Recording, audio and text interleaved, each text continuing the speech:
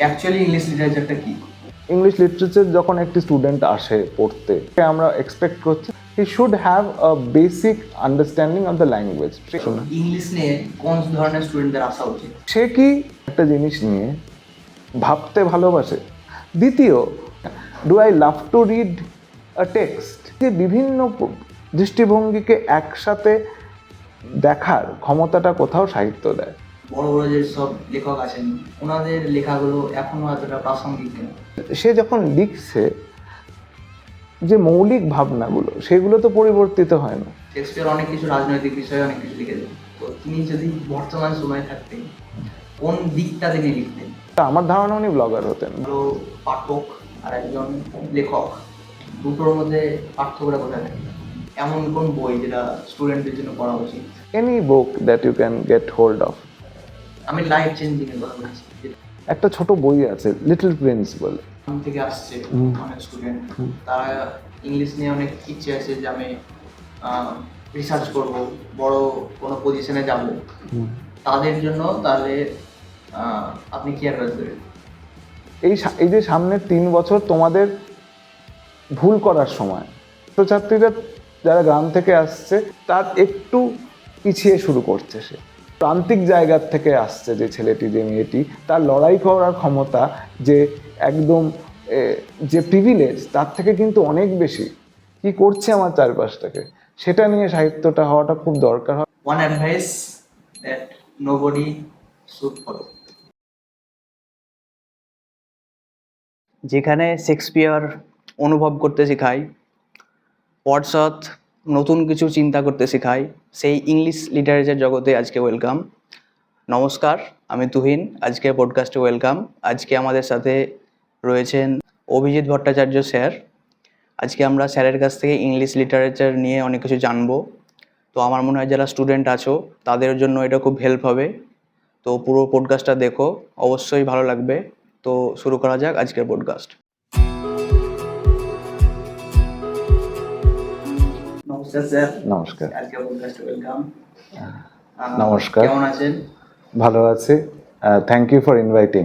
এখানে তুমি যে এই ব্লগগুলো করছো, এই পডকাস্টগুলো করছো, আমি এক দুটো শুনেছি অ্যান্ড ইটস ভেরি ইন্টারেস্টিং। আর আশা করব যে তোমার মতন যারা ইয়াং স্টুডেন্টস আছে, ইয়াং তোমার ফলোয়ার্স আছে, তারাই তোমার ব্লগগুলোর থেকে কিছু নতুন জানতে পারবে, নতুন ভাবনা তার মাথায় আসতে পারবে। Thank you sir. আজকে ইংলিশ লিটারেচার নিয়ে অনেক কিছু জানবো।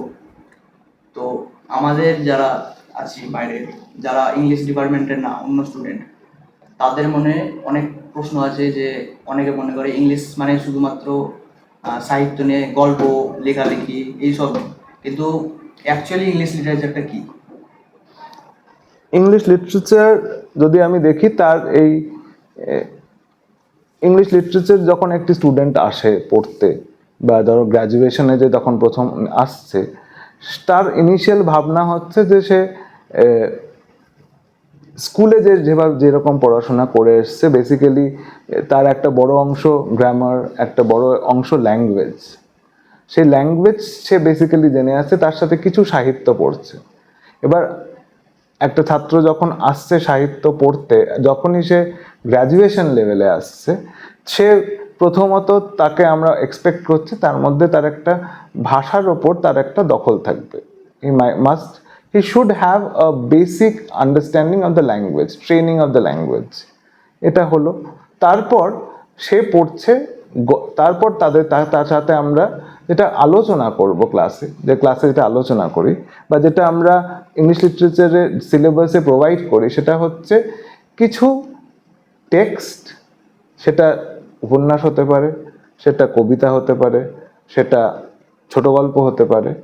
ও যেটা যেটা উদ্দেশ্য হচ্ছে আমার ছাত্রকে এই 3 বছর ধরে এই এই লেখাগুলোকে নিয়ে ভাবা, এই লেখাগুলোর সাথে, এই লেখাগুলো যেখান থেকে উঠে আসছে সেই উঠে আসার গল্পটাকে বোঝা, এই লেখাটার কি ইম্প্যাক্ট, সেই ইম্প্যাক্টটা বোঝা। ও এইটা করতে গিয়ে দেখা যাচ্ছে যে আমরা শুধু সাহিত্যে নিজেকে সীমিত রাখছি না। তো একটা হায়ার স্টাডিজ যখনই যাব, যে কোনো সাবজেক্ট যদি দেখি যে সাবজেক্টটা কিন্তু যত আমি ওপর দিকে যাচ্ছি, সাবজেক্টটা খুব ইন্টারডিসিপ্লিনারি হয়ে যাচ্ছে। ফর এক্সাম্পল, যদি আমি ধরো ইংলিশ লিটারেচার পড়তে চাই, ইংল্যান্ডের লিটারেচার পড়তে চাই, প্রথম আমাকে জানতে হবে যে ইংল্যান্ডটা আছে কোথায় ম্যাপে। সো তাহলে এটার জন্য আমার একটা বেসিক ভূগোলের জ্ঞান লাগছে। সিমিলারলি আমি একটা লেখককে, ধরো শেক্সপিয়ারকে, আমি কোন জায়গায় প্লেস করব, মানে তার ঐতিহাসিকভাবে সে কোন জায়গায় অবস্থিত, সেটা যদি বুঝতে হয় আমার সেই সময়ের ইতিহাস পড়তে হবে। তাহলে কোথাও গিয়ে দাঁড়িয়ে দেখা যাচ্ছে যে ইংরেজি সাহিত্য পড়া মানে তুমি একটা খুব ইনক্লুসিভ জিনিসের সাথে যুক্ত হচ্ছ, সেখানে তোমার একটু ইতিহাসের জ্ঞান, ভূগোলের জ্ঞান, সেই সময়ের পলিটিক্সের জ্ঞান, সবগুলো মিলিয়ে তোমার বেড়ে ওঠা। আর যেটা সবচেয়ে ইম্পর্টেন্ট, যেটা শেখানো হয় সাহিত্য, যে কোনো হিউম্যানিটি, শুধু কেন ইংলিশ লিটারেচার বলবো, সেটা হচ্ছে তোমার একটা ছাত্রের পার্সপেক্টিভ ডেভেলপমেন্ট, তার দৃষ্টিভঙ্গি, কিরকম ভাবে সে ভাববে একটা জিনিসকে, বা কিভাবে তার ভাবনাটাই হয়তো একমাত্র ভাবনা নয়, অন্যরকম ভাবনাও আসতে পারে। এই যে multiple ways of looking at one thing, সেটা হচ্ছে মূল উদ্দেশ্য ইংরেজি সাহিত্য যারা পড়তে আসবে তাদের।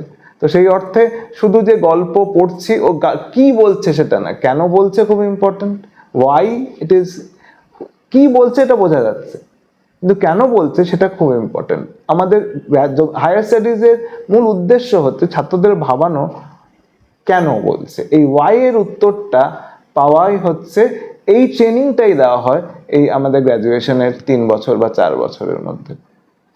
তো আপনি কেন এসেছেন ইংলিশ লিটারেচার নিয়ে? আমার আশা অনেকটাই হচ্ছে, তার একটা বড় কারণ হচ্ছে ছোটবেলার থেকে কিছু কিছু শিক্ষক যারা ইংরেজি পড়িয়েছেন, ওই পড়ানোর মাধ্যমে ক্লাসে বলো, সেখানে কোথাও কিছু কিছু লেখা যেটা খুব ইম্প্যাক্ট করে, বা কোনো এই যে ভাবনার একটা জায়গা, তুমি যে একটা জিনিস নিয়ে ভাবতে পারছো, এইটা যখন আমরা ছোটবেলায় কিছু টিচার্স আছেন আমাদের যে স্কুলে, ওনাদের পড়ানোটা খুব ইম্প্যাক্ট করে, দেখবে। তো এইটা একটা অবভিয়াস কারণ। আরেকটা হচ্ছে যে আমাদের সময় it was like 11-12 was in college, আমরা কলেজ করেছি, তারপর দেখলাম যে ইংলিশ লিটারেচার, ইংলিশে কম্পারেটিভলি আমি ওয়াজ মোর কমফোর্টেবল। আমি দেখলাম যে কোথাও এই এই জিনিসটার সাথে আই ক্যান রিলেট, যখনই সাহিত্যটা পড়ছি I can relate itself to my life. তো why not take a subject যেটার সাথে আমি নিজের জীবনকে খুব সুন্দরভাবে রিলেট করতে পারো। কোথাও জীবন দর্শন একটা শেখানোর জায়গা থাকে, তোমার জীবন দর্শন কোথাও একটা তৈরি হয়, পরিবর্তিত হয়, গ্রো করে যখন আমরা হিউম্যানিটিস বা ইংলিশ লিটারেচার পড়ি। তো হয়তো সেখান থেকেই খুব সিলেক্ট, খুব ভাবনা চিন্তা করে ভবিষ্যৎটা ভেবে নিয়েছিলাম তা নয়, একটা সামূহিক ভালোবাসা, ও ও মনে হলো। আর অবভিয়াসলি মোটামুটি রেজাল্ট ভালো ছিল ইংরেজিতে, তারপর পড়াশোনা। ইংলিশ নিয়ে কোন ধরনের স্টুডেন্টদের আসা উচিত? অনেকে এখন দেখছি যে হয়তো এইচএসে হয়তো বাই চান্স ভালো নাম্বার করে নিয়েছে, তাহলে ইংলিশ নিয়ে পড়বো, কোন স্টুডেন্টদের আসা উচিত? ম্যাক্সিমাম ক্ষেত্রে এটা হয় কিন্তু, যে অনার 11-12 রেজাল্টের ভিত্তিতে এটা আমাদের এডুকেশন সিস্টেমেরই কোথাও একটা গন্ডগোল, যেখানে আমরা সত্যি আমার কোন সাবজেক্টের প্রতি অ্যাফিনিটি আছে, কোন সাবজেক্টের প্রতি আমার একটা ন্যাক আছে, সেই জিনিসটা আমাদের নির্ধারণ করাটা একটু difficult, because it's very marks oriented system that we are in. তো সেই ক্ষেত্রে মানে আমি অনেক সময় যেমন ছাত্রছাত্রীরা আমাদের প্রথম জয়েন করে, তাদের জিজ্ঞেস করি যে ওয়াই হ্যাভ টেকেন ইংলিশ। তো তখন মেজরিটির সময় একটা উত্তর পাওয়া যায় যে স্যার আই লাভ ইংলিশ। আর এটা মনে রাখতে হবে, মানে ভালোবাসার কথা যখনই ওঠে, এটা খুব সুন্দর টার্ম আছে যে লাভ ইজ ব্লাইন্ড। সো এই লাভ ইজ ব্লাইন্ড কথাটা এই ক্ষেত্রে খুব প্রযোজ্য হয়, কেননা আমরা 11-12 যে জিনিসটা পড়ে আসি তার সাথে কোথাও যখন আমরা ইংলিশ লিটারেচার পড়তে আসি, তখন তার একটা কিন্তু বেশ গ্যাপ হয়। আর যখনই দেখি যে বাবা এটা তো বেশ আলাদা জিনিস, তখন এই ভালোবাসাটা কোথাও একটা ভয়, তারপর একটা কোথাও তার প্রতি একটা রেজিস্ট্যান্স এখানে পরিবর্তিত হয়, যে এরকম তো ভাবিনি হবে। তো দেখা যাচ্ছে আসল তাহলে কি করা উচিত, দু তিনটে জিনিস মানে কিছু টাচস্টোন থাকে, মানে যেটা দেখে আমি সায়েন্স চেকলিস্ট থাকে না, সেই চেকলিস্ট গুলো একটু যদি আমরা দেখতে পারি বা ভাবতে পারে ছাত্রছাত্রীরা, একটা হচ্ছে সে কি একটা জিনিস নিয়ে ভাবতে ভালোবাসে, মানে একটা যে কোনো জিনিস নিয়ে সে কি বিভিন্নভাবে ভাবা যায় এই কনসেপ্টটায় বিশ্বাসী, না সে রিজিড যে এটা মানে এটাই। তো এই দুটো মানে যার এই বিভিন্নভাবে একটা জিনিসকে দেখার ইচ্ছে আছে, তার জন্য সাহিত্য খুব ইন্টারেস্টিং। কারণ সাহিত্য তোমাকে চিরকালই একটা জিনিসকে বিভিন্নভাবে দেখতে হেল্প করে, একটা। দ্বিতীয় খুব ইম্পর্টেন্ট হচ্ছে যে আমার মানে সুবিধে হয় যদি স্কুলিং থেকে একটু পড়ার অভ্যেসটা থাকে, মানে একটু আমি গল্পের বই পড়ছি কিনা, do I love to read a text, আমি কি বই সিলেবাসের বাইরে কোনো বই পড়তে ভালোবাসি, সিনেমা দেখতে ভালোবাসি, আমার কি কোনো একটা জায়গার প্রতি নতুন জিনিস জানার ইচ্ছে আছে, সেটা ইতিহাস হোক, একটু ভূগোল হোক, এই বিষয়ে জানার ইচ্ছে আছে, এই জিনিসগুলো যদি তোমার মধ্যে দেখো সহজাত থাকে, তাহলে তুমি কিন্তু almost trend for this subject.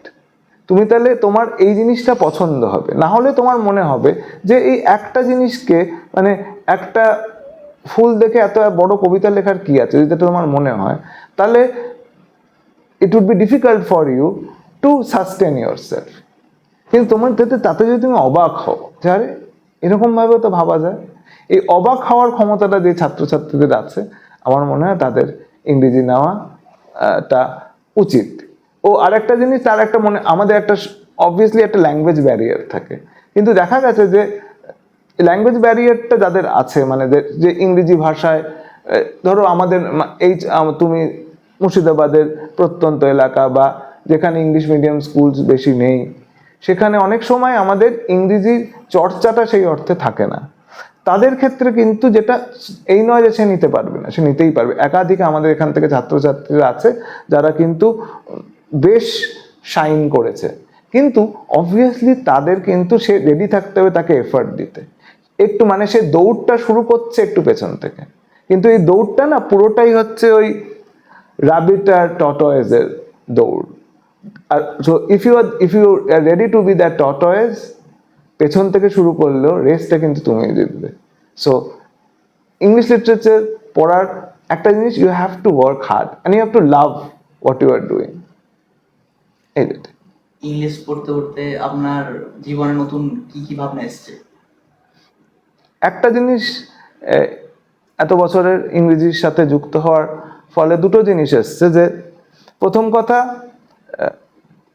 জীবনটাকে দেখার দৃষ্টিভঙ্গি ডেভেলপ করার পেছনে সাহিত্যের একটা বড় প্রভাব আছে। ও এটা এটা এটা বোঝা যে কোনো একটা একটা যে কোনো ঘটনার একরকম বিবরণী বা একরকম ভাবেই দেখা যায় এরকম নয়, you can see it from multiple perspectives. এই যে সব পার্সপেক্টিভকে মেনে নেওয়া, যে বিভিন্ন রকম মতামত থাকতে পারে, সেই মতামতটা বোঝা, ও ডিপ থিঙ্কিং করার জায়গা, যে কোথাও গভীরভাবে ভাবনা করার জায়গা থাকে, একটা অভ্যেস, এই অভ্যেসটা কোথাও আমায় সাহিত্য দিয়েছে। তো একটা জিনিসকে একটু গভীরভাবে চিন্তন করার, ও কোথাও সেখান থেকে আমি যে ভাবনাটা, যেটা ভাবতে পারি, যেটা দেখতে পারি, সেটা আমাকে অনেক বেশি হাম্বল করে। ঠিক আছে, আমি মানে এরম ভাবেও দেখা যায়, এটার মানে তো শুধু এটাই নয়, it can be something else also. তো এই যে বিভিন্ন দৃষ্টিভঙ্গিকে একসাথে দেখার ক্ষমতাটা কোথাও সাহিত্য দেয়, সেটা আমি হয়তো এত বছরে কিছুটা হলেও আমার মনে হয়েছে আমি পারি দেখতে। বড় বড় যে সব লেখক আছেন, শেক্সপিয়ার, ওয়াটসন, ওনাদের লেখাগুলো এখনো এতটা প্রাসঙ্গিক কেন? মানে তাদের লেখাগুলো এখনকার সমাজের সাথে মিলে যায়, এটা মানে মানে যে কোনো, সে শেক্সপিয়ারই হোক, সে রবীন্দ্রনাথই হোক, যে কোনো যে কেউ, কেন হয়? তারা তারা তাদের, সে যখন লিখছে যে মৌলিক ভাবনাগুলো, সেগুলো তো পরিবর্তিত হয় না। মানে ধরো ম্যাকবেথ যখন শেক্সপিয়ার লিখছে, ম্যাকবেথের যে অসম্ভব আকাঙ্ক্ষা, আর সেই আকাঙ্ক্ষা, সেই অ্যাম্বিশন আমাদের সবার মধ্যে সে অ্যাম্বিশনটা আছে। তাহলে কোথাও আমাদের মধ্যে, সবার মধ্যে সেই ম্যাকবেথটা কিন্তু লুকিয়ে। তো আমি যখনই ম্যাকবেথ দেখি, সে ম্যাকবেথের সব পৃথিবীর কোনো জায়গা নেই যেখানে ম্যাকবেথের অ্যাডাপ্টেশন হয়নি। সো ম্যাকবেথ এত পপুলার কেন? কেননা আমরা এখনো ওই ওই ক্যারেক্টারটা কোনো একটা সময়, একটা জায়গায় লিমিটেড নয়, কিন্তু সে কিন্তু সেই তার জিওলজিক্যাল স্পেস যেটাকে বলছি, সেই টাইম স্প্যান, সেটার থেকে ঊর্ধ্বে উঠতে পেরেছে। ও সে আজকেও কিন্তু সেইভাবেই রিলেটেড। আমরা নিজের মতন করে তাকে, মানে শেক্সপিয়ার লিখেছেন, কিন্তু every time we read that text, যতবার আমরা পড়ছি আমরা কিন্তু সেটাকে রিরাইট করছি। আমরাকে, মানে তুমি যখনই সেটাকে অন্যভাবে ভাবছো, তার মানে তুমি আবার লিখছো কিন্তু। তাহলে ম্যাকবেথ বারবার লেখা হতে পারে কেন? ম্যাকবেথ এতটাই রিলেটেবল। সেই অর্থে তুমি ওয়ার্ডসওয়ার্থের কথা বলে, ওয়ার্ডসওয়ার্থ তো তাই, ওয়ার্ডসওয়ার্থ যে ইমোশনস, মানে এখনো তুমি ওয়ার্ডসওয়ার্থের কবিতা পড়ে যদি তুমি একটি প্রকৃতির কাছে যাও, তোমার মনে হবে আরে সেটা তো ঠিকই কথা, কোথাও প্রকৃতির সাথে আমার মনের একটা অর্গ্যানিক কানেক্টেডনেস আছে। সেই কানেক্টেডনেসটার কথাই তিনি বলছেন। যিনি হয়তো 200-300 বছর আগে কথা বলছে, কিন্তু এখনো সেটা কিন্তু ভেরি রিলেটেবল। তাহলে এই জন্য, আরেকটা হচ্ছে যে ওনারা শুধু ওয়ার্ডসওয়ার্থ, এরকম অনেক কবি আছেন, কিন্তু somewhere they became very popular. ইংরেজি ডিপার্টমেন্ট বলো, বিভিন্ন ইউনিভার্সিটিজ বলো, সব সিলেবাসে যেভাবে ওনারা আছেন, যেভাবে যুগ যুগ ধরে আমরা পড়ে এসেছি, ওনারা এখনো রিলেটেবল।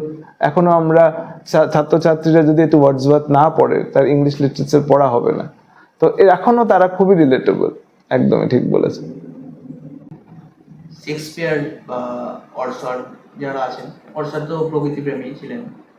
শেক্সপিয়ার অনেক কিছু রাজনৈতিক বিষয়ে অনেক কিছু লিখেছেন। তো তিনি যদি বর্তমান সময়ে থাকতেন, কোন দিকটা তিনি লিখতেন? আমার মনে হয় যদি বর্তমান সময়ে থাকতেন, উনি লিখতেন কিনা সন্দেহ। উনি, আমার ধারণা, উনি আইদার ব্লগার হতেন। ব্লগার মানে উনি, দেখো, উনি যেই সময় যেই কাজটা করেছেন, কেন লিখেছেন, উনি কিন্তু পেট চালানোর জন্য লিখেছেন। উনি খুব বুঝতেন যে পাবলিকের পালসটা কি। হি ওয়াজ এ ভেরি পপুলার রাইটার। উনি প্রথমে নাটক করছেন, নাটক যাই লিখছেন, যেটা পপুলার করার জন্য লিখছেন, সেখান থেকে কিন্তু একটা ব্যবসার ব্যাপার আছে। তো উনি আজকের দিনে দাঁড়িয়ে almost the best way of expressing yourself is probably blogs. উনি হয়তো, আমার ধারণা, উনি ব্লগার হতেন বা তোমার মতন পডকাস্ট করতেন।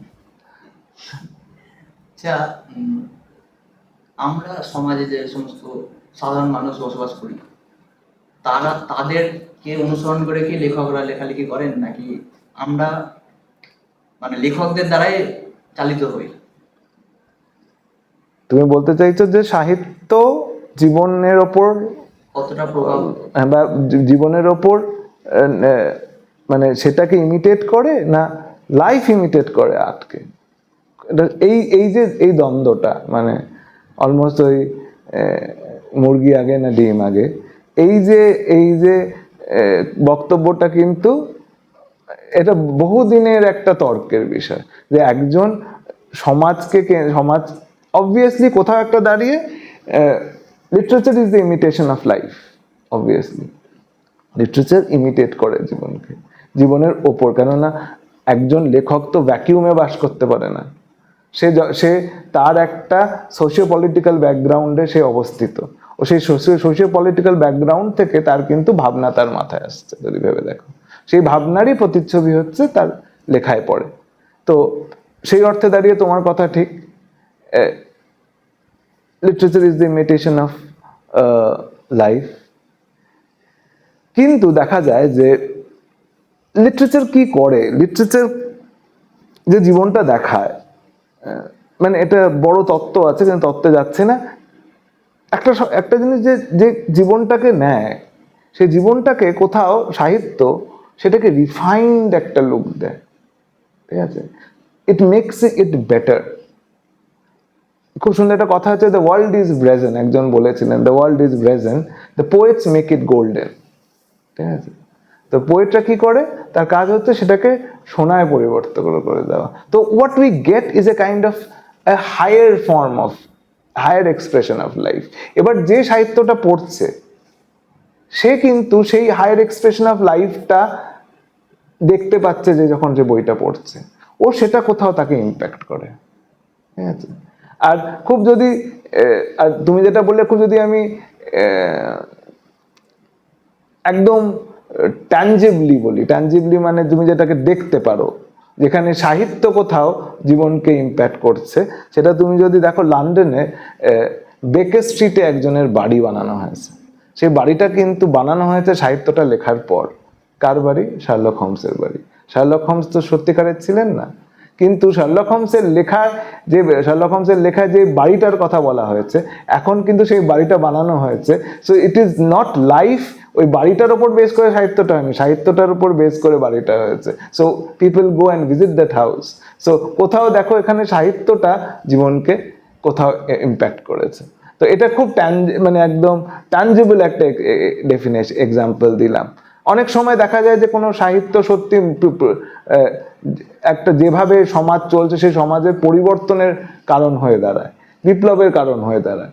তো literature has often been seen as a tool of revolution, as a tool of change.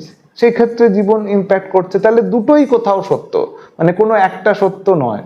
জীবন, একজন লেখক সে যেমন লেখায় জীবনকে ইমিটেট করে, তার লেখা দ্বারাও জীবন প্রভাবিত হয়। এই যে আজকের সোশ্যাল মিডিয়ার যুগে এত স্টুডেন্ট ওই সোশ্যাল মিডিয়াতেই পড়ে থাকে, তো সেই ক্ষেত্রে তাদের রিডিং এ কতটা প্রভাব পড়ছে? একটা তো যেটা হচ্ছে সেটা হচ্ছে তার অ্যাটেনশন স্প্যানটা কমছে। তো কোথাও সাহিত্য আস্তে আস্তে চাইছে নিজেকে কিন্তু মানে নিজেকে এই চেঞ্জিং টাইমসের সাথে নিজেকে অ্যালাইন করা। মনে রাখতে হবে দুটোই কিন্তু অ্যালাইনমেন্টটা কন্টিনিউ হতে থাকে, রাইট? সেই এই অ্যালাইনমেন্টটায়, ফর এক্সাম্পল, এখন শর্ট ফিকশন হয়, ঠিক আছে? মানে ছোট গল্প, অনুগল্প হয়। এবার অনুগল্প কেন শুরু? অনুগল্প, এই মানুষের স্প্যান কম, মানুষ রিল দেখা অভ্যেস, সে তখন অনুগল্প পড়বে। তো সিমিলারলি কোথাও এই অ্যাটেনশন স্প্যানটাকে কিন্তু, এটাও যখন যেরকম বলছো, তুমি যখন হ্যারি পটারের বই বেরোয়, মানে যখন জেকে রাউলিং লেখে, তুমি দেখবে যেদিনকে বেরোচ্ছে সেদিনকে মাঝরাত থেকে হাজার হাজার ছেলেমেয়ের লাইন, তার মধ্যে যারা রিল দেখে তাদেরও লাইন। তাহলে ইটস নট দ্যাট মানে রিল এসে গেছে বলে সাহিত্য শেষ হয়ে যাবে। সাহিত্য নিজের মতন নিজেকে সাজাচ্ছে। আমার মনে হয় দুটোই এক্সিস্ট করতে পারে side by side. Attention span হয়তো কমছে, কিন্তু যেটা এখনো ভালো সাহিত্য সেটা এখনো মানুষকে টানে। এখনো কিন্তু we have superstars when it comes to literature। এখনো আছে, এখনো আমরা সালমান রুশদিকে সুপারস্টার হিসেবেই দেখি, বা এখনো জেকে রাউলিংকে সুপারস্টার হিসেবেই দেখা হয়, ড্যান ব্রাউনকে আমরা এখনো সুপারস্টার হিসেবেই দেখি, তার বই হট কেকের মতন বিক্রি হয়। তাহলে ইটস নট দ্যাট মানে it's not that serious a scene যতটা আমরা ভাবি। ছাত্রছাত্রীরা বই পড়ে যদি সেরকমভাবে এক্সপোজড হয়। অবভিয়াসলি এটা একটা কালচার, তুমি একদিনে হয় না। তুমি এটা না, এটা কালচার, এটা মানে এটা তোমার বাড়ি, তোমার আশপাশ, সেই জায়গাটা ঠিক কথা, বই পড়ার অভ্যেসটা কমেছে, এটা অস্বীকার করে লাভ নেই। আগে পাড়ায় পাড়ায় যে লাইব্রেরিতে ভিড় হতো সেটা হয় না, কিন্তু সেটা আরেকটা দিক দিয়ে যদি ভাবতে যাই, আমরা 10 বছর আগে যখন একটা বই খুঁজতাম, সে আমাকে লাইব্রেরি যেতে হতো, খুঁজে কোথায় পেলাম, একটা কপি হয়তো পড়ে আছে। এখন you go and is there available on the net. So ইন্টারনেটে তুমি you search, get lot of books, তুমি ই বুক পাচ্ছ, পড়তে পারছো। তো আমার মনে হয় ব্যালেন্স হয়ে যায়, পৃথিবীটা চিরকালে ব্যালেন্সিংয়ে চলে। আশা করছি ব্যালেন্স হচ্ছে। একজন ভালো পাঠক আর একজন লেখক, দুটোর মধ্যে পার্থক্যটা কোথায় থাকে? লেখকের ক্ষেত্রে প্রথম কথা, লেখককে, এটা খুব সুন্দর একটা ডেফিনেশন আছে যে লেখক is a poet or a writer is not a person different in kind but in degree। মানে কি, সে আমার তোমার মতনই, আলাদা কেউ নয়। তার চারটে কান নেই, দুটো নাকও নেই, যে দুটো ব্রেনও নেই, আমাদের মতনই, কিন্তু সে ডিফারেন্ট ইন ডিগ্রি। ডিগ্রি মানে তার ভাবনা চিন্তা করার ক্ষমতা, তার দেখার ভঙ্গি, সেটা 8-10টা লোক থেকে বেশি। That makes one a poet, that makes one a novelist. সেইটা কিন্তু মানে দ্যাট দ্যাট ডিফাইন্স। তুমি বুঝতেই পারবে না, তুমিও দেখছো একটা জিনিস, সেও দেখছে একটা জিনিস, তোমার লেখক বন্ধু হয়তো একটা দেখছে সেই জিনিস, কিন্তু দেখলে তুমি ওই জিনিসটাকেই সে তার সাহিত্যে, তার লেখায় কি অদ্ভুতভাবে রিপ্রেজেন্ট করলো, তুমি অবাক হয়ে যাবে। তো এইটা কোথাও একটা সাহিত্যিককে, একজন লেখককে 8-10টা লোক থেকে আলাদা করে। আর পাঠক, আমার কথায় যে যে পাঠক, পাঠকের কিন্তু একটা খুব ইম্পর্টেন্ট রোল আছে। আর আমি মনে করি মানে খুব ইম্পর্টেন্ট জিনিস, যে একটা পাঠক যখন বইটা পড়ছে, each and every reader recreates the work of the author when he or she is reading the book। তার মানে সে কোথাও কিন্তু সে পড়ছে, পড়ার মধ্যে দিয়ে যে মানেটা তৈরি করছে, সেই মানেটা কিন্তু তুমি একটা বই পড়ে যে মানে বুঝবে, আর একটা লোক একটু হলেও আলাদা মানে বুঝবে, তারপরের লোক একটু হলে আর একটু আলাদা মানে বুঝবে। সে কিন্তু তাহলে every time the book is রিরিটেন, যদি ভেবে দেখো, তাহলে কোথাও তার মধ্যে তাকে আমরা রিডার বলছি, কিন্তু সে কিন্তু সেই অর্থে রাইটারও। তো রিডার, একজন যে পাঠক, তার এটা খুব ইন্টারেস্টিং রোল। সে প্রতিবার যতবার বইটা পড়ছে সে নতুন মানে করছে, তার মানে তার বইটার একটা নতুন অস্তিত্ব দিচ্ছে। তো তার রোলটাও এরকম ভাবে, সে কিন্তু সেও স্রষ্টা, একদিক দিয়ে একভাবে অথারও স্রষ্টা, রিডারও সেইভাবেই কিন্তু সেই লেখাটাকে আবার তৈরি করছে। আমার মনে হয় এরকম সম্পর্কটা দুজনের মধ্যে আছে।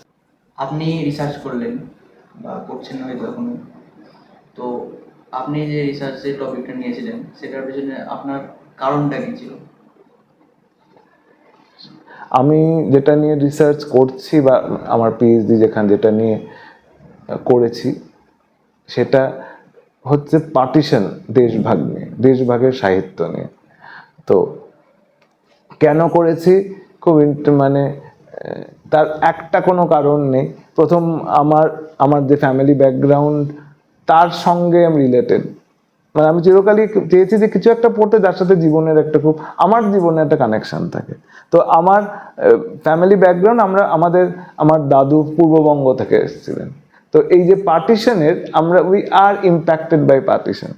তো সেইটা, তো সেই গল্পগুলো আমি কিন্তু ছোটবেলার থেকে দাদুর মুখে, দিদার মুখে, ঠাকুমার মুখে, ঠাকুরদার মুখে শুনে এসেছি, যে বাংলাদেশের কথা, সেই দেশে কেমন ছিল, তারা এখানে আসলেন কলকাতায় এসে সেই প্রথম সময় স্ট্রাগল, এই সব জিনিসগুলো কিন্তু ছোটবেলার থেকে আমি শুনে, কোথাও শুনে, সেটা শিশু মনে প্রভাব ফেলে, সেই প্রভাবটা পড়েছে। ওর আমরা যেখানে থাকতাম, সেই বাড়িটা, আমাদের যে আদি বাড়ি, সেটা নর্থ ক্যালকাটায়, আদি কলকাতা যেটা।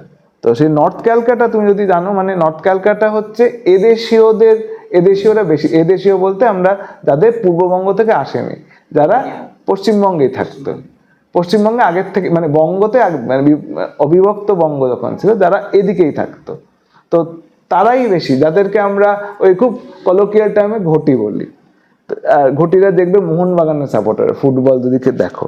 তো আমার বাড়ির চারিদিকে ছিল মোহনবাগানের সাপোর্টার, আমার বাড়িটা শুধু ছিল ইস্ট বেঙ্গলের সাপোর্টার। ছোটবেলার থেকেই মোহনবাগানের ইস্ট বেঙ্গলের খেলা, যে এতটা এই যে ওই খেলার মাঠে যাওয়া ও এই খেলার সময় ইস্ট বেঙ্গলকে সাপোর্ট করা, এই সব থেকে কোথাও আমার এই যে বাঙাল ঘটি, ইস্ট বেঙ্গল, ওয়েস্ট বেঙ্গল, এই যে ব্যাপারটার প্রতি একটা কোথাও সহজাত একটা ইনকুইজিটিভনেস থাকে, সেন্স অফ এনকোয়ারি থাকে।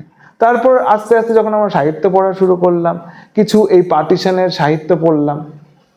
ও ক্লাসে একদিন একজন আমার খুব প্রবাদ প্রতিম ব্যক্তি, ম্যাডাম ছিলেন আমাদের ইউনিভার্সিটিতে পড়াতেন, প্রফেসর কৃষ্ণা সেন। তিনি এক সময় এই পার্টিশন লিটারেচার নিয়ে আলোচনা হতে হতে উনি একদিন বললেন যে জানো, আমাদের দেশে পশ্চিমবঙ্গে কোথাও মহিলারা অনেক বেশি এগিয়ে এসছে, বাইরে এসছে, কাজকর্ম করতে শুরু করেছে, পাবলিক স্ফিয়ারে তাকে দেখা গেছে। এই পার্টিশনের তার একটা বড় কারণ কিন্তু পার্টিশন। তারা যারা পূর্ববঙ্গ থেকে এসেছিল তাদের কিছু করার ছিল না, তাদের নিজের অস্তিত্ব রক্ষা করার জন্য কিন্তু মহিলাদের বাইরে বেরোতে হয়েছে, চাকরি করতে হয়েছে। তো কোথাও পার্টিশনের সাথে পশ্চিমবঙ্গের মহিলাদের কোথাও ডেভেলপমেন্টের একটা কানেকশন আছে। তো এইটা আমাকে খুব ভাবিয়েছিল। ওই ভাবনার থেকেই আমার কোথাও পার্টিশন নিয়ে কাজ করার ইচ্ছে। ও আমি বেসিক্যালি পার্টিশন লিটারেচারে যেভাবে মহিলাদের রিপ্রেজেন্টেশন হয়েছে সেই নিয়ে আমার কাজ। তো কোথাও আমার ছোটোবেলার থেকেই আমার আপব্রিঙ্গিংয়ের সাথে আমার যে রিসার্চ ওয়ার্ক সেটা জড়িত। আমি এই এটার সাথে সাথেই আমি I went to Andamans for a research work, যেখানে আন্দামানেও তুমি যদি হয়তো জানো যে প্রচুর বাঙালি যারা উদ্বাস্তু ছিলেন, সেই তাদেরকে ওখানে রিহ্যাবিলিটেট করা হয়। ও এখনো আন্দামানের একটা বৃহৎ পপুলেশন কিন্তু বাঙালি।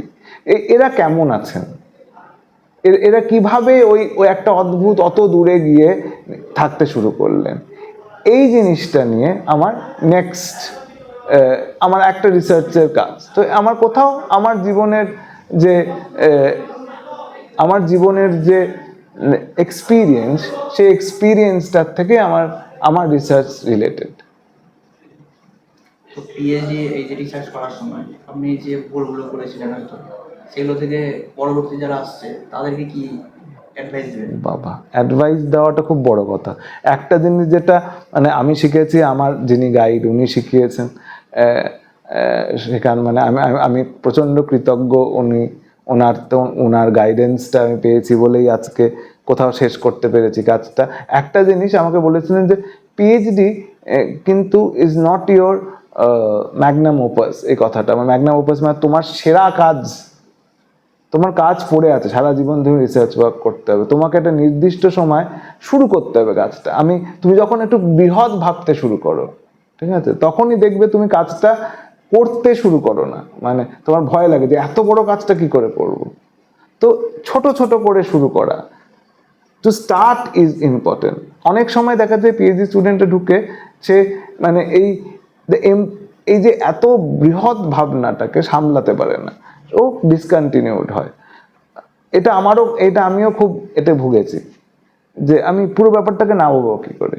সো ইটস ইম্পর্টেন্ট যে তুমি একটু একটু করে কাজটা করো, and things will fall in place once you start the work. আরেকটা, it's not, the idea is to think deeply. তুমি ভাবনার তোমার গভীর হবে, এই গভীর ভাবনা আর তোমার ভাবনা, মৌলিক একটা ভাবনা যেন থাকে তার মধ্যে। এইটাই দ্যাট মেক্স পিএইচডি আসার কারণই তাই, হয়তো না হলে দরকার নেই হয়তো পিএইচডি করার। যে আমার কি নতুন কিছু বলার আছে, যদি থাকে তাহলে গো ফর রিসার্চ। তো যারা ধরুন পড়বে, একটা বাচ্চা অবস্থা থেকে তার স্বপ্ন যে আমি রিসার্চ হবো, আমি প্রফেসর হবো, তো তাদের ছোট থেকে তারা কিভাবে প্রিপারেশন নেবে, বা স্কুলে যাওয়ার পর তারা কিভাবে শুরু করতে পারে, কলেজ থেকে এটা নেওয়া উচিত?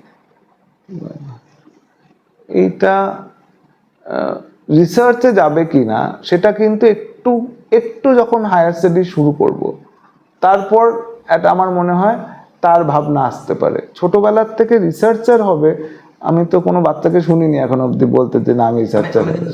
তুমি শুনেছো? তো ভেরি গুড। সে তাহলে তার ভাবনাই আছে, সে একটু একটা জিনিসকে ডিপলি ভাবতে চায়।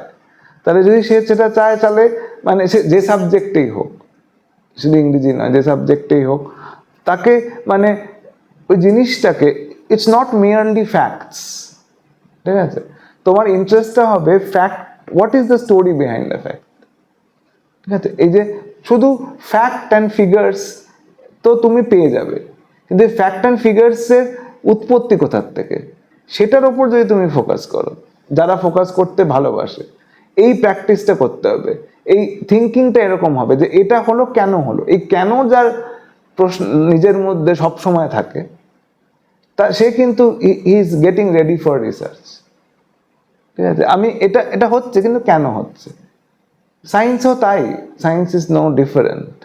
তুমি যার এই প্রশ্নটা তাকে দৌড় করায়, যাকে সবসময় সেই প্রশ্নের তাড়নায় সে ভোগে, সে কিন্তু তার রিসার্চার হওয়ার আমার মনে হয় উচিত।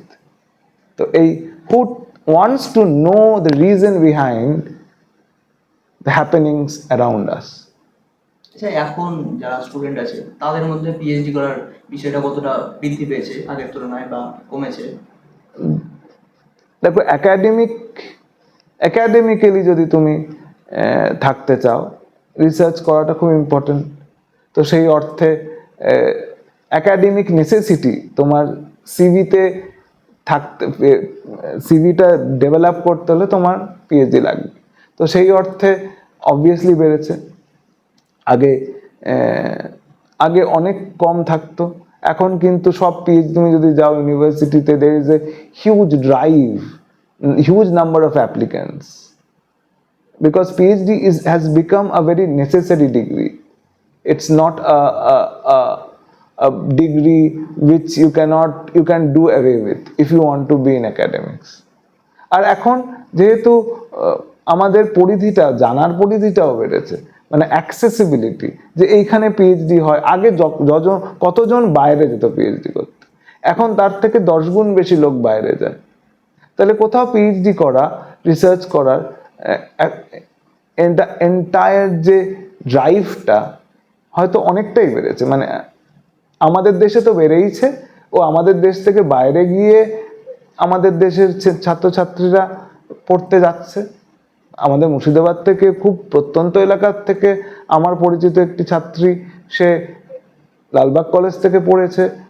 মুর্শিদাবাদের মানে আমাদের, তুমি যদি এই পলসন্ডার শেষের দিকে, পলসন্ডা থেকে লালবাগ যেতে যে রাস্তাটি পড়ে, সেখানে একটি ছোট্ট গ্রাম থেকে উঠে আসা, সে এখন ইউনিভার্সিটি অফ কলম্বিয়ায় পিএইচডি করছে।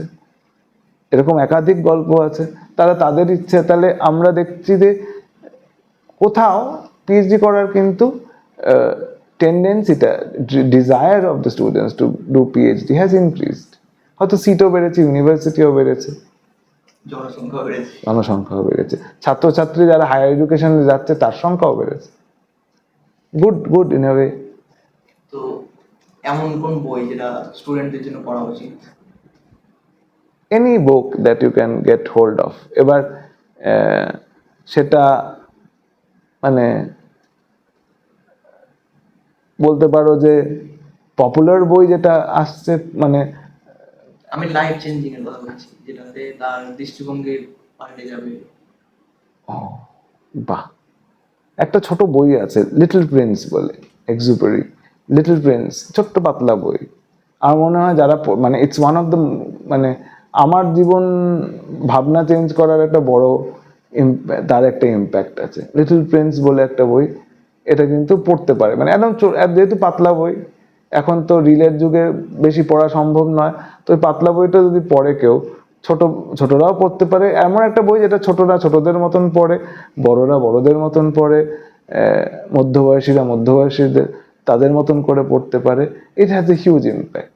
এছাড়া রবীন্দ্রনাথ তো সবার পড়া উচিত, আমাদের বাংলাদেশে এটা বলতে লাগে না। তো that can change your life any day. ও আমার ক্ষেত্রে খুব ইন্টারেস্টিং ছিল একটা ছোট গল্প, যেটা খুব ইম্প্যাক্ট ফেলেছিল আমার ওপর। ফার্স্ট কলেজের জীবনের প্রথমে পড়া প্রথম গল্প আমার, ছোট গল্প কলেজ জীবনে, সেটি সমারসেট মম বলে একজন লোক ছিলেন। তার একটা গল্প ছিল লোটাস ইটার্স বলে। সেই গল্পটা আমার জীবনকে খুব অন্যভাবে ভাবাতে, মানে ওই খুব ভাবিয়েছিল আমাকে ছোট গল্পটা একটু ছোট করে বলি। একটি লোক যে যে 8টা-10টা ওই সকাল 8টা থেকে বিকেল 5টা অবধি চাকরি করে 8-10 জনের মতন, সে ডিসাইড করলো যে আমি সারা জীবন, তার জীবনে কিছু সে ওরকম করতে করতে একদম ঘুরতে গেছে একটা জায়গাটার নাম হচ্ছে কেপ্রি বলে একটা জায়গা, ইটালিতে খুব ফেমাস টুরিস্ট স্পট। সেখানে যায়, জায়গাটা এত সুন্দর লেগে যায়, সে ফিরে এসে সবসময় ভাবতে থাকে সেই জায়গাটির কথা। সেই জায়গাটির কথা ভাবতে ভাবতে তার জীবনে কিছু ঘটনা ঘটে, তার বউ মারা যায়, তার পিছু টান থাকে না আর। সে ডিসাইড করে তাহলে আমি কি সারা জীবন এই 8টা-5টায় চাকরি করে যাব, না I will do something else. তো সে ডিসাইড করে না আর করবো না, আমি কি করব, আমি তার 40 বছর বয়স, অলমোস্ট হয়তো 40 বছর, সে ডিসাইড করে যে আমি এখন চাকরি ছেড়ে দেবো। আমি একটা টাকা পাবো যেটা দিয়ে আমি 25 বছর ভালোভাবে চালাতে পারবো, এরকমই একদম এক্স্যাক্টলি মনে পড়ছে না, কিন্তু 25 বছর আমি ভালো করে চালাতে পারবো। তো সেই 25 বছরের অ্যানুইটি নিয়ে সেই কেপ্রিতে চলে যায়।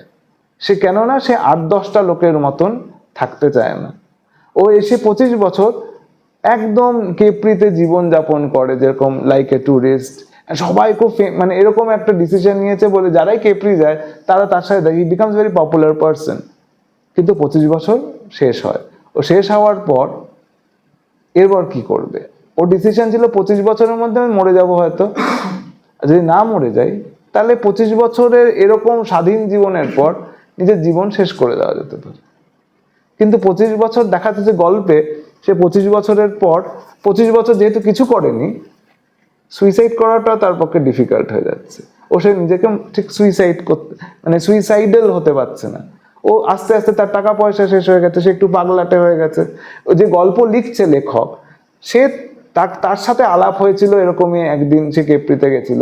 সে এবার গেছে জানতে যে এই লোকটির হলোটা কি, সে কি 25 বছর পরে কি করছে, সে কি সত্যি মেরে ফেললো নিজেকে? তো সে যখন যায়, সে শোনে যে এই লোকটি কেমন পাগলাটে হয়ে গেছে। ও তার মধ্যে একদিন খবর আসে যে এই লোকটি মারা গেছে। কোথায় মারা গেছে? সে মারা গেছে সেই জায়গায় যে যে সেই জায়গায় সে যেতে সবচেয়ে ভালোবাসতো, এমন একটা জায়গা। সেই জায়গাটা ছিল দুটো পাহাড়ের মাঝখান দিয়ে একটা সমুদ্র, আর সেই সমুদ্রের ওপর ফুল মুন। ও প্রতিবার ফুল মুনে ওই জায়গাটায় যেত, ওই জায়গাটা ওর সবচেয়ে পছন্দের জায়গা ছিল। সেই জায়গাতে গিয়েই সে তার শেষ নিঃশ্বাস ত্যাগ করে। ও লাইন এসে গল্পটা শেষ হচ্ছে, গল্পটার লাস্ট লাইন হচ্ছে perhaps he died of the beauty of the sight. তো perhaps he died of the beauty, এই যে পারহ্যাপস কথাটা, হয়তো হয়তো তার জীবন সাকসেসফুল, হয়তো তার জীবন সাকসেসফুল নয়। তো দেখো, এই যে সাহিত্য তোমাকে কোনো একটা নির্দিষ্ট এটাই ভাবতে হবে এটা বলে না, তোমায় অপশন দিয়ে দেয়। এটাই আমার অসম্ভব সুন্দর লেগেছে। তাহলে কি আমি এই লোকটির জীবনকে সাকসেসফুল বলতে পারি? তুমি সবসময় চাও তুমি সবচেয়ে আনন্দের মুহূর্তে নিজের প্রাণ ত্যাগ করবে, উনি তাই করলেন, সেই অর্থে তার জীবন সাকসেসফুল। কিন্তু যদি আমি একটু জাগতিক ভাবে দেখি, তাহলে বলবো হায় লোকটা তো শেষ বয়সে এত কষ্ট পেল, তাহলে আনসাকসেসফুল। দেখো, দুটো পার্সপেক্টিভই পাওয়া গেল, বা বিভিন্ন ভাবে ভাবা যেতে পারে। তো এই জন্য এই লেখাটা আমার প্রচন্ড ভাবিয়েছিল, ও হয়তো আমার জীবনকে খুব ইম্প্যাক্ট করেছে। আজকে ধরুন আপনার যারা স্টুডেন্ট আছে তারা ইংলিশ লিটারেচার নিয়ে নিয়েছে, তো তারা এসে বলছে স্যার আমার ইংলিশ লিটারেচারটা আমি বুঝতে পারছি না, আমি চেঞ্জ করতে চাই, তো তাদের সেই মুহূর্তে আপনি অ্যাডভাইস কি দেবেন? আমি চিরকালই মনে করি ছাত্রছাত্রীরা খুব বিচক্ষণ, ও তারা নিজের ভালো, আমি আমার ছাত্রছাত্রীদের যেহেতু কলেজ, আমি মনে করি তারা adult and they have the right to decide. আমি শুধু বলবো যে একটু ভাবতে, একটু সময় দিতে, একটু যদি সময় দেয়। ও প্রথমেই আমরা জানতে চাইবো যে কেন। ফার্স্ট এটা হতে পারে যে প্রথম দিকের যে ফিয়ার, তুমি একটা অচেনা জিনিসের প্রতি তোমার একটা ভয় থাকে, সেই ওই অচেনা ব্যাপারটা যদি কাটানো যায় তারপর তুমি ডিসিশন না। আর যদি কেউ সত্যি ভাবে যে না আমি ভুল করেছি, আমি আরেকটা জিনিস বেটার পারবো, ওয়েলকাম টু লিভ। কিন্তু মেজরিটি সময় বলবো যে একটু দাঁড়িয়ে যাও, একটু রেজাল্টের কথা ভেবো না, একটু এক্সপিরিয়েন্স করো ব্যাপারটাকে। 1 মাস 1.5 মাস যাক, দায়িত্বটা আমাদের যখন তুমি আসছো, তো we will take care, we will guide you in that way. আর অনেক সময় দেখা গেছে যে যারা প্রথমে খুব ভয়, তারা কিন্তু বেশ পরে আস্তে আস্তে স্বাচ্ছন্দ্য বোধ করেছে ও পরে সুন্দরভাবে পাশ করেছে, চাকরি করছে, কাজ করছে। এটা হয়। তো প্রথমে একটা ভয় থাকে, ভয়টা যদি কাটানো যায়, আমরা ওই ওই ওই সাপোর্টটা দিতে পারি। কিন্তু কেউ যদি ডিসাইড করে না, আমি বলি ভেরি গুড, ইওর ডিসিশন। আমি ছাত্রছাত্রীদের ডিসিশনকে চিরকালই সম্মান করি। আপনি প্রফেসর হিসাবে আপনার কোনটা বেশি ভালো লাগে? স্টুডেন্টদের মানে তারা নিজেদের যে সাবজেক্টটা সেটার প্রতি তারা শিখছে, নাকি তারা শুধু নাম্বার তোলার জন্য পড়াশোনা করছে? অবভিয়াসলি শেখাটাকেই ভাল লাগবে। আমি কোনোদিন আমার ছাত্রছাত্রীকে নম্বর দিয়ে, নাম্বার ইজ ভেরি ইম্পর্টেন্ট, এটা নিয়ে কোনো সন্দেহ নেই, কিন্তু নাম্বারটাই ইজ নট অল, এটা আমি খুব বিশ্বাস করি। আমি অনেক ছাত্রছাত্রীকে দেখেছি যারা হয়তো গ্র্যাজুয়েশনে খুব কম নাম্বার পেয়েছে বা জাস্ট কিছুটা পাস করেছে, কিন্তু মাস্টার্সে গিয়ে দেখা যাচ্ছে সে মাস্টার্সে কোনোভাবে চান্স পেয়েছে, কিন্তু মাস্টার্সে গিয়ে অসম্ভব দক্ষতার সাথে সে কিন্তু ফ্লারিশ করছে। তাহলে কেন করছে? তার মানে সে ওই মাস্টার্সে ওই ভাবনাটা ভাবানো গেছে যে এরকম ভাবে তার ইন্টারেস্টটা গ্রো করা গেছে। What is important is to grow interest. যদি ইন্টারেস্টটা থাকে, তুমি যদি enjoy, best thing is to enjoy, because তোমাকে তো কেউ মাথায় বন্দুক ঠেকিয়ে ইংরেজি পড়তে বলা হয়নি, তুমি নিজে স্বইচ্ছা এসছো। আর একটা জিনিস তখনই সবচেয়ে ভালো তুমি সেটার থেকে লাভ নিতে পারো যখন তুমি সেটাকে এনজয় করো। তো it's 4 years of enjoyment that is more important. That makes you, that results will come automatically. মানে কোথাও রেজাল্টের কথা শুধু ভাবা, সেই অনুযায়ী পড়াশোনা করলে কোথাও ইট ডাজেন্ট ওয়ার্ক। দেখা যায় রেজাল্টটাও ঠিক হলো না, মাঝখান তোমার আনন্দটাও হলো না। তো it's, if you enjoy, relish what you do study. আর এই রিলিশ করার দায়িত্বটা যেরকম ছাত্রছাত্রীর, সেরকম আমাদেরও টু মেক, মানে কিভাবে জিনিসটাকে দেখতে হলে শুধু ধরিয়ে দেওয়া, তারপর নিজে সে চালাবে, এই ধরিয়ে দেওয়ার কাজটা আমাদের। আমরা, teacher is more of A facilitator, কথাটা খুব ইউজ হয় আজকাল। আমরা ফ্যাসিলিটেটর, আমরা সুযোগ করে দিই এই জিনিসটাকে তুমি ভালোভাবে করো, আমি তাকে নির্ধারণ করে দেবো না। ইটস এ মানে কোথাও teaching is not something that you do, it's not a মোনোলগ।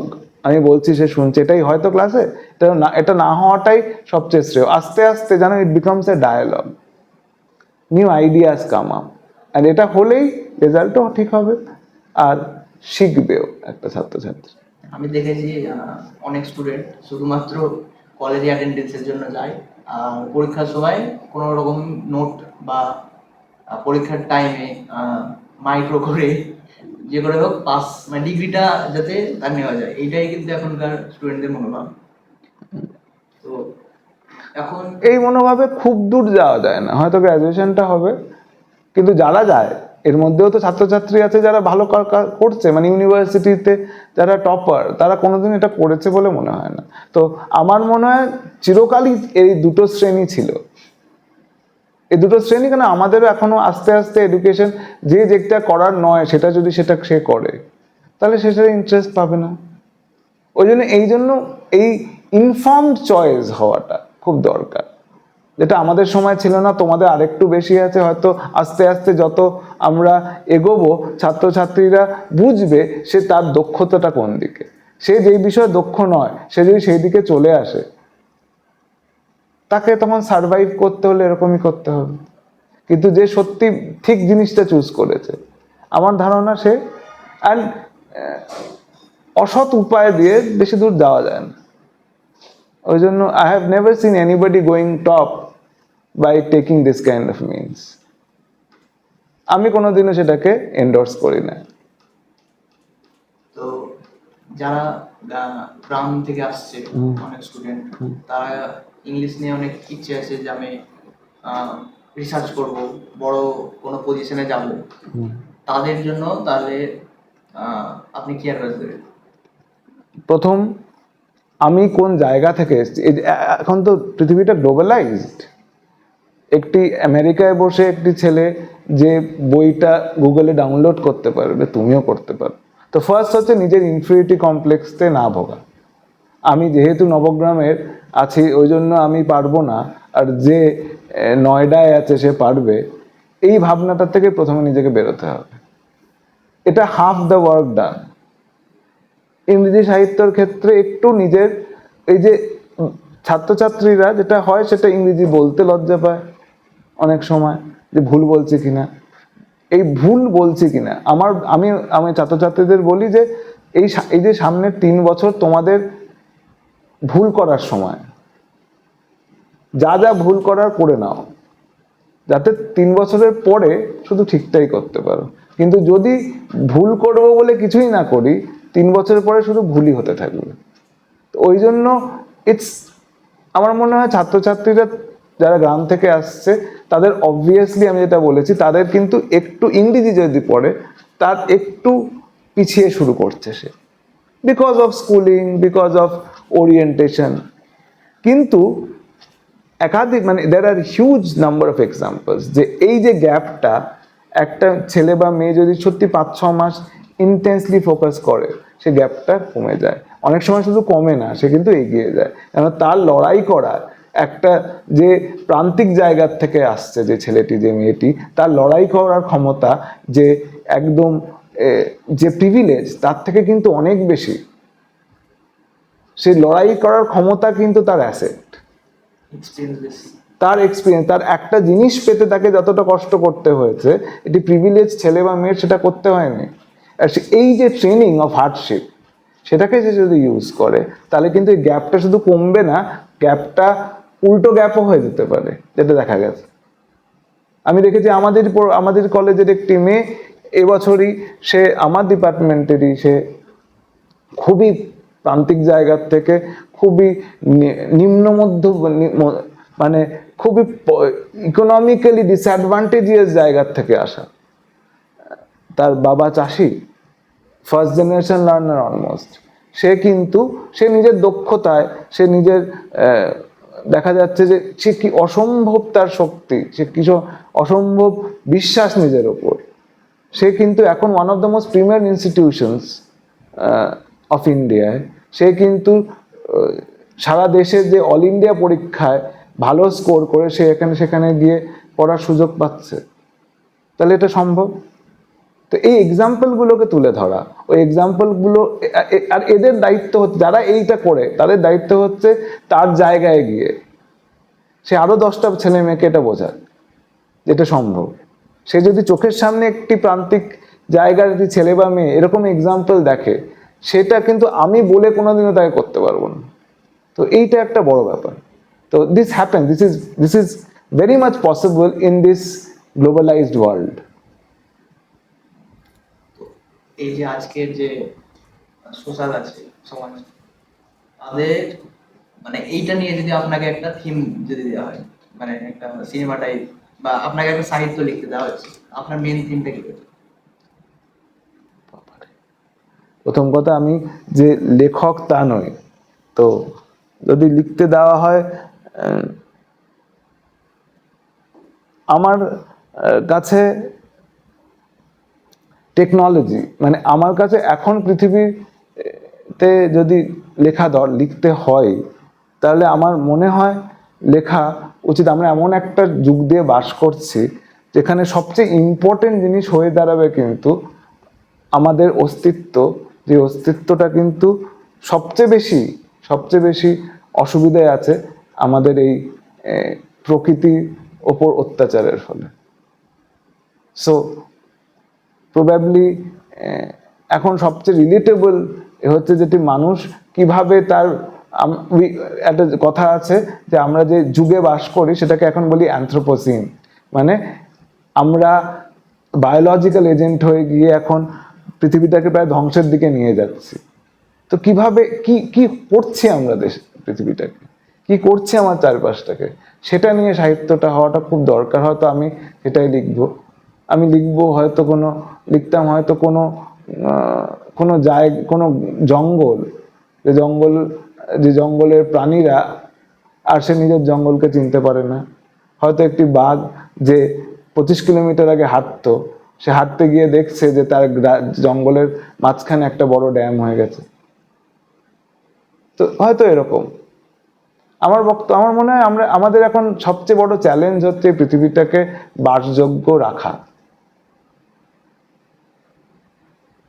তো এটা লাস্ট আমি আপনাকে জিজ্ঞেস করেছি, one advice that nobody should follow স্টুডেন্টের জন্য। Nobody should follow. Very interesting.